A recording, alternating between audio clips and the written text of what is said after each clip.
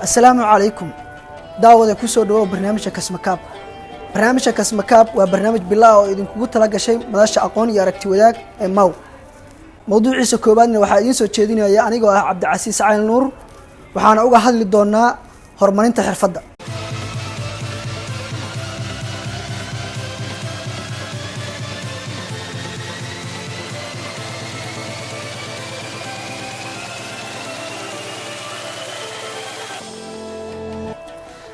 inta aan mawduuceena ku guda jirnay waxaan uga jawaabi doonaa dhowrkan su'aalood. kow, waa maxay xirfad? labo, muxuu u taagan yahay erayga skills? saddex, imise qaybood ayuu u qaybsamaa xirfaddu? afar, maxaan uga baahannahay inaan baranno xirfadda? shan, sideen ku noqon karaa xirfadle? erayga xirfad luuqadda Englishka waxaa loo yaqaanaa skills, halka afka Carabiga lagu yiraahdo mahaara. erayga skills ama xirfad waxaan ku qeexi karnaa awoodda aad si wanaagsan shaqo ugu qaban kartid. skills waa awoodda kuu sahlaysa inaad waqti kooban gudihiis shaqo si wanaagsan ugu qabatid. tusaale ahaan, computer ayaa kaa ciladaysan ama kaa hadlaysan, waxaad rabtaa inaad cilad bixisid muddo 1 saac gudaheed ah. haddii aad ku dhammaystirtid muddadaas 1 saac gudihiisa ah, waxaa tahay xirfadle computer. haddaba muxuu u taagan yahay erayga skills? erayga skills wuxuu u taagan yahay 5 xaraf oo kala ah smartness, knowledge, intelligent, lifelessness, loyalty and sensitivity, taasoo af Soomaali ahaan aan ku soo koobi karno dareen caqliyeysan, aqoon daacadeysan iyo nolol qurux badan. oo aan ula jeedno dareen caqliyeysan marka aad shaqada qabanaysid waa in dareenkaagu jooga caqligaaguna taam yahay. aqoon xirfadaysan waxaan ula jeednaa in aad aqoon u leedahay waxaan aad qabanaysid daacadna ay kaa tahay. nolol qurux badanna waxaan ula jeednaa inaad ku faraxsan tahay qabashada hawshan. haddaba waa maxay muhiimadda ay noo leedahay inaan baranno xirfadda? waddanka Singapore oo aan maanta wada naqaano, markii uu xornimada ka qaatay waddanka Malaysia, waxaa hogaamiye ka noqday Lee Kuan Yew. ninkaas wuxuu dadkiisa ku dhahay, ma rabnaa inaan horumar gaarno, ma rabnaa inaan xaaladda maanta aan ku sugannahay ka baxno.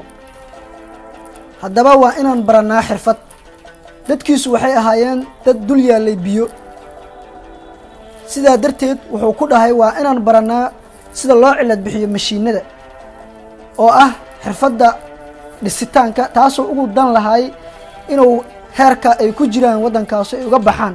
waayo wuxuu rabay inuu biyo dushood ka dhiso guryaha maanta ay ku nool yihiin iyo waddanka Singapore oo aan maanta aragno si uu qurux badan yahay. haddaba waxaan dhihi karnaa xirfaddu waxay muhiim noogu tahay inaan horumarino nafteenna, waddankeenna, diinteenna iyo adduunka oo dhan. haddii aad tahay xirfadle, xirfaddaas nuucay doonto ha ahaatee, waxaa hubaal ah inaadan maalin baahanayn, waayo xirfaddu waxay ku baraysaa sida loo sameeyo lacagta. tusaale kale, haddii aad tahay xirfadle sawir qaade ama aad taqaano sida loo qurxiyo sawirada ama barnaamijyada lagu qurxiyo sawirada, waxaa tahay xirfadle loo baahan yahay maalin walba. sidaa darteed ma baahanaysid. tusaale kale haddaan soo qaadanno, shirkadaha wax shaqaalaysiiya ama dadka shaqaalaysiiya waxay dhahaan qofku waa inuu leeyahay khibrad shaqo, taasoo macnaheedu ay tahay inay arkaan shahaadada caddaynaysa xirfaddaada. laakiin shahaadada jaamacadda, shahaadada iskuulka waxay caddaysaa heerkaaga waxbarasho iyo inta uu la egyahay kobaca maskaxdaada. waxaa sidoo kale la dhahaa xirfaddu waa lacagta keli ah oo aad haysid oo aad hubtid inaad haysatid, taasoo macnaheedu ay tahay haddaad xirfadle tahay lacag waa haysataa. marka waxaan dhihi karnaa xirfaddu waa muhiim dhinac walba oo nolosha aan ka fiirino. haddaba imise qaybood ayaa loo qaybiyaa xirfadda? xirfadda waxaa loo qaybiyaa dhowr qaybood oo kala ah hard skills oo ah xirfadaha sida ganacsiga, mashiinada, cilad bixinta, waxyaabaha gacanta laga qabto. Soomaalidu waxaan dhihi karnaa qaybtaas aad ay ugu fiican tahay, waayo ganacsiga Soomaalidu aad bay u taqaanaa. midda kale waxaa la yidhaha soft skills. Soft skills waa xirfadaha sida hadalka, luuqadaha aad taqaanid, habdhaqankaaga. taasna waxay u baahan tahay ku celcelin iyo tababar. haddii aad ku celcelisid waad baranaysaa. tan saddexaad waxaan dhihi karnaa green skills. green skills waa xirfad curin. waa inaad curisaa wax cusub. tusaale ahaan inaad dad ama dal aad ka saartid xaalad ay ku jiraan una gudbisid xaalad kale. waxay u baahan tahay xirfad saa'ida, waxaana la yidhahdaa green skills. waana tan ugu muhiimsan oo aan maanta dhihi karno dadka Soomaaliyeed ay u baahan yihiin. tan ugu dambeysa uguna muhiimsan waa digital skills. digital skills waa xirfadaha tiknoolajiyadda ku salaysan. waa inaad baratid tiknoolajiyadda, sida loo isticmaalo qalabka tiknoolajiyadda ah.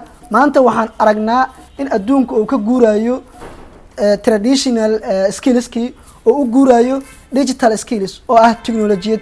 haddii marka aadan aqoon sida loo isticmaalo computerka, sida loo isticmaalo kaamirooyinka, sida loo isticmaalo barnaamijyada wax lagu jarjaro, sida loo isticmaalo qalab walba oo tiknoolajiyadda ku salaysan, waxaad u moodaa inaad xoogay adduunka aad ka dambaysid. sidaa darteed waxaan ku boorinayaa ummadda Soomaaliyeed dhammaanteed in ay horumariyaan xirfadooda dhinaca tiknoolajiyadda. sidee ku noqon kartaa xirfadle? xirfaddu waa awood lagu hanto tababar. tababarkaas wuxuu noqon karaa tababar nafsiyeed oo adigu naftada aad tababartay, iyo tababar uu qof kale ku siiyey. tababarka nafsiyeed waa tababar adigu naftaada aad ku celcelisay oo aad qabadsiisay shaygan aad rabtid inaad xirfadda ka dhigatid. halka tababarka uu qofka kale ku siiyey uu yahay tababar qof, sida tababar hadal jeedin oo qof ku tababaray, tababar farsamo gacanta ah ee uu qof ku siiyey. sidaa darteed tababarka nafsiyeed ayaa wuxuu yahay kan adiga soo saaraya ama kaa dhigaya xirfadle. qoraa Amerikaan ah oo la yidhaahdo Anthony Joy Robbins ayaa la weydiiyey qofku sidee buu ku noqon karaa xirfadle. markaasuu wuxuu ku jawaabay, repetition is a mother of skills. ku celcelintu waa hooyada xirfadda. sidaa darteed haddii aad ku celcelisid shay walba oo aad rabtid in aad xirfad ka dhigatid, waxaa hubaal ah inaad noqonayso xirfadle shaygaas. haddaba wax walba oo adag waxaa jilciya laba shay, waa waqti iyo dulqaad. haddii marka aad rabtid inaad noqotid xirfadle shay waxay doonto ha ahaatee, waxaad siisaa waqti, dulqaadkaadana kaasho. waxaa jirta oraah odhanaysa skiller is a world asset, taasoo macnaheedu yahay xirfadluhu waa hantida caalamka oo dhan ka dhexaysa. daawade adigoo dhaxal reebi kara ha noqon dhinte aan la tibin.